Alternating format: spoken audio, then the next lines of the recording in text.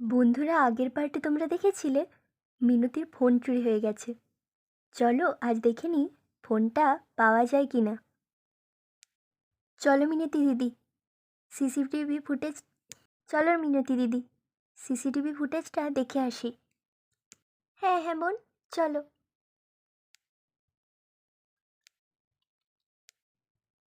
তাহলে কম্পিউটারটা ওপেন করি মিনতি দিদি। হ্যাঁ হ্যাঁ হ্যাঁ বোন, করো করো।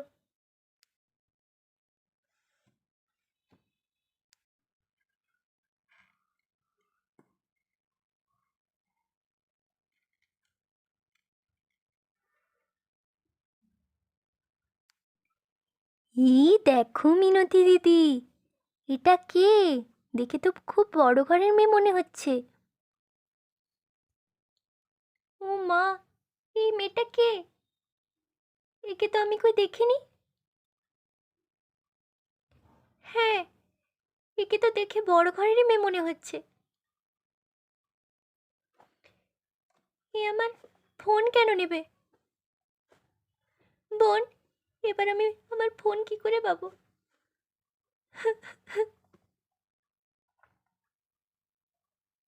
মিনতি দিদি, মিনতি দিদি, কেঁদো না মিনতি দিদি, কেঁদো না। আমি তোমার ফোন ঠিক খুঁজে দেব। দাঁড়াও, আমি এক্ষুনি দারোয়ানকে ডাকছি। কেঁদো না মিনতি দিদি, কেঁদো না। দাঁড়াও, আমি এক্ষুনি সিকিউরিটি গার্ডকে ডাকছি।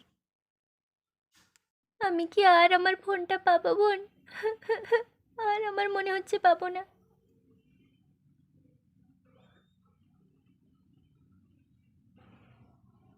না মিনতি দিদি, পাবে তুমি। এটা আমার ফোন কেন চুরি করলো বোন? এর সঙ্গে আমার কি শত্রুতা?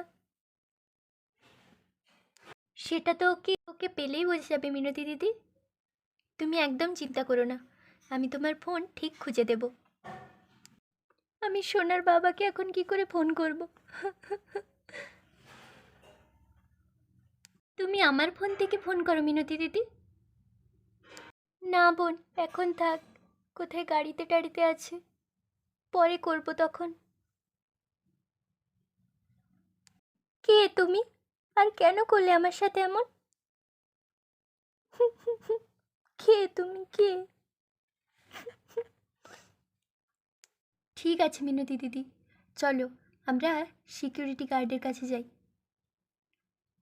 তাড়াতাড়ি ওকে গেট বন্ধ করতে বলি, যাতে এই মেয়েটা বেরোতে না পারে। ঠিক আছে বোন, চলো চলো।